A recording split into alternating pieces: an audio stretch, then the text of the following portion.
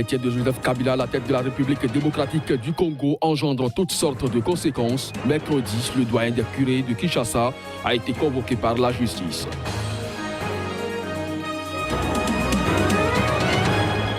Ouverture mercredi au Sénégal du procès d'une trentaine de djihadistes présumés. Les concernés sont poursuivis pour achat de terrorisme et financement du terrorisme. Des assises renvoyées au 14 février.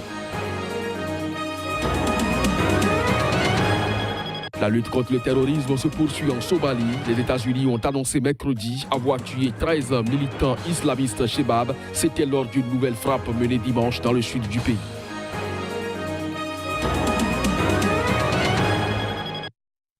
C'était là le sommaire du journal. Bonjour et bienvenue. Ouverture mercredi au Sénégal d'un procès d'une trentaine de djihadistes présumés. Les concernés sont poursuivis pour actes de terrorisme et financement du terrorisme. Ces assises qu'abrite un tribunal de Dakar ont été renvoyées au 14 février. Reportage. 31 djihadistes présumés, dont 3 femmes, sont jugés par une chambre criminelle spéciale du tribunal de grande instance de Dakar. C'est le premier procès collectif de djihadistes présumés au Sénégal, pays qui n'a jusqu'ici pas connu d'attentat.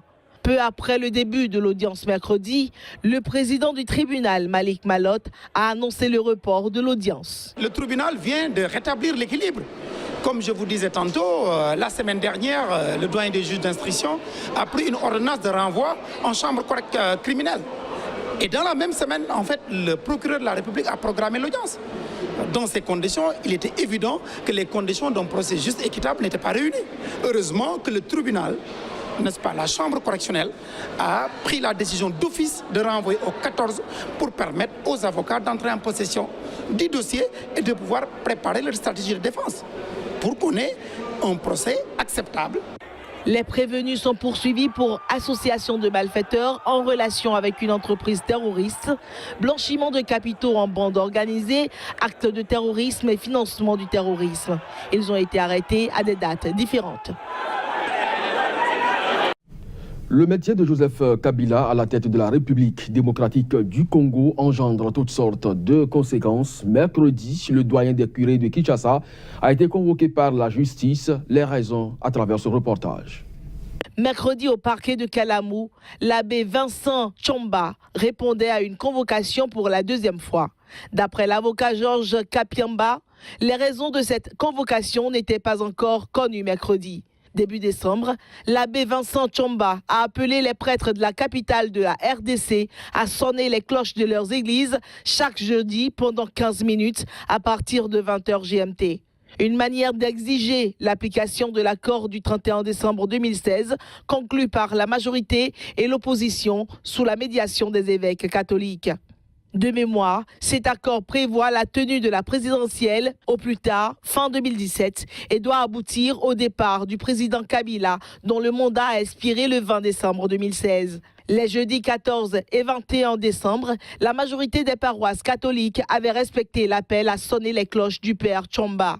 Pendant ce temps, la population se livrait à un concert de casseroles, de sifflets, de vuvuzela et de klaxons dans les rues de Kinshasa. Par ailleurs, un comité de laïcs catholiques a invité la population à une marche le 31 décembre 2017 pour libérer l'avenir du Congo. La Constitution interdit à Joseph Kabila de se représenter, mais l'autorise à rester au pouvoir jusqu'à l'élection de son successeur. Arrêté le 6 décembre au Cameroun, l'écrivain Patrice Nganan a été relaxé et expulsé mercredi. L'homme avait été arrêté pour des propos menaçants sur les réseaux sociaux à propos de la crise en zone anglophone. Le tribunal de première instance de Yaoundé a ordonné la relaxe de Patrice Nganang. Le procès de l'écrivain était prévu le 19 janvier, mais mercredi, le procureur a demandé l'abandon des poursuites ainsi que sa libération.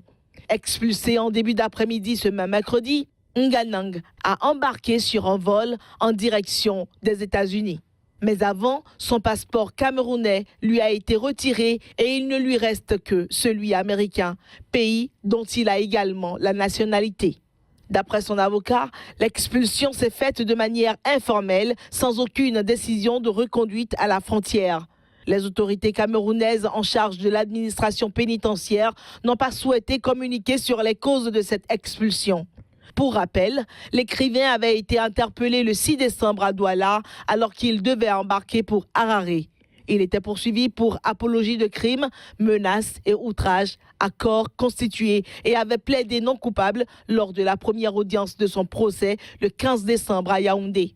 Il avait alors dénoncé une procédure à caractère purement politique contre quelqu'un qui a des positions connues et tranché contre le régime de Paul Biya. La lutte contre le terrorisme se poursuit en Somalie. Les États-Unis ont annoncé mercredi avoir tué 13 militants islamistes Chebab. C'était lors d'une nouvelle frappe menée dimanche dans le sud du pays. C'était au matin du 24 décembre 2017. En coordination avec le gouvernement fédéral somalien, les forces américaines ont conduit une frappe aérienne contre des militants Chebab dans le sud de la Somalie. Résultat, 13 terroristes ont été tués. Cette annonce a été faite par le commandement militaire américain pour l'Afrique. Il faut noter que les États-Unis ont intensifié leurs opérations en Somalie ces dernières semaines, accélérant le rythme de leurs attaques de drones contre les Chebab et les djihadistes du groupe État islamique. Depuis 2007, les Chebab affiliés à Al-Qaïda tentent de renverser le gouvernement central somalien. Bien qu'ils aient été chassés de Mogadiscio en août 2011, ils contrôlent toujours de vastes zones rurales d'où ils mènent des opérations de guérilla et des attentats suicides. Ils ont été pointés du doigt pour l'attentat au camion piégé du 14 octobre dans le centre de Mogadiscio, le plus meurtrier de l'histoire de la Somalie, qui a fait jusqu'à 512 morts.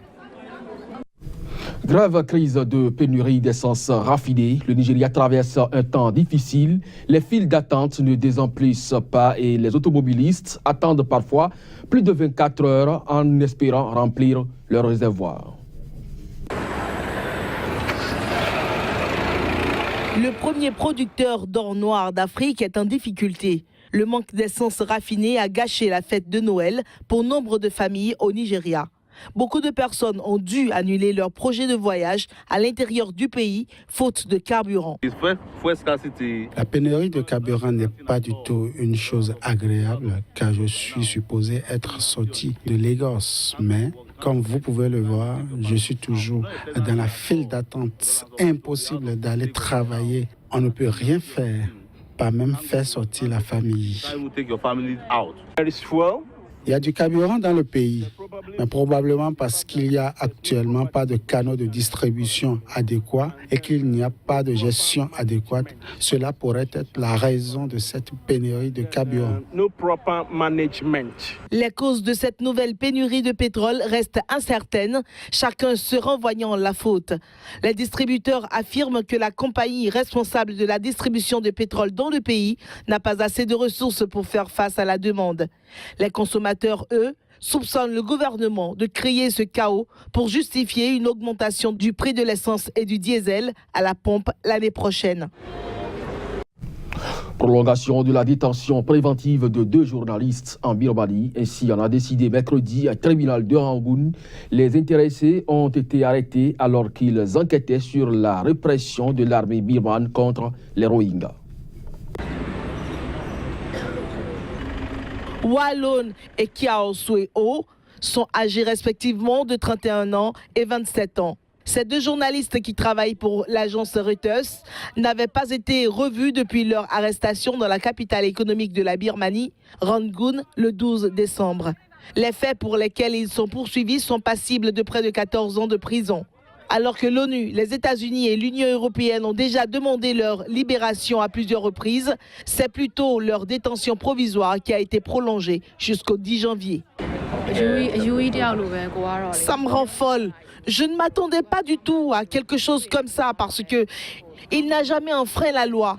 Je crois en sa moralité et c'est pour ça que je suis inquiète.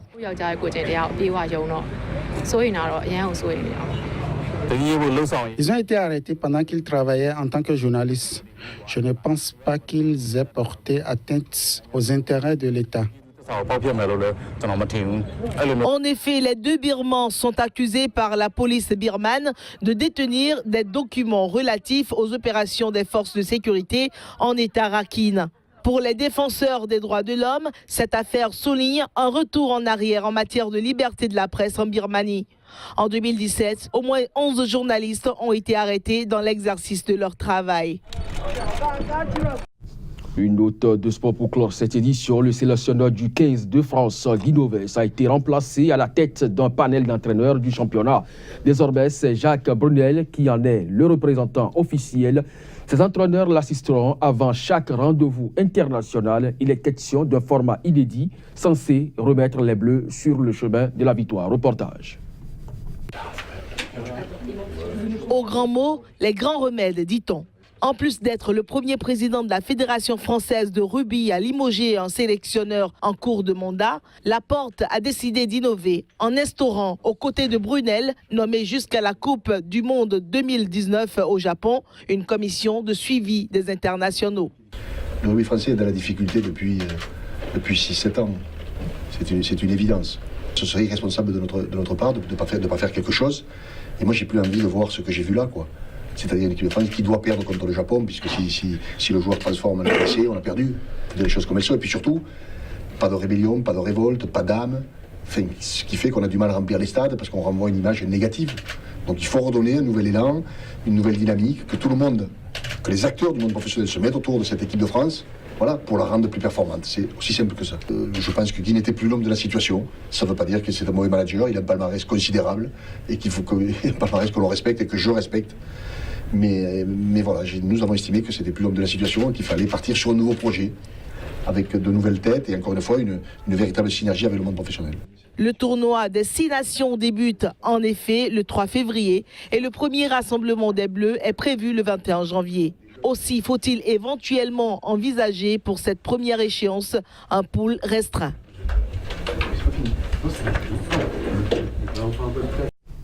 Voilà qui referme donc cette édition. Merci à vous de l'avoir suivi. Très bonne journée à chacun et à tous. Au revoir.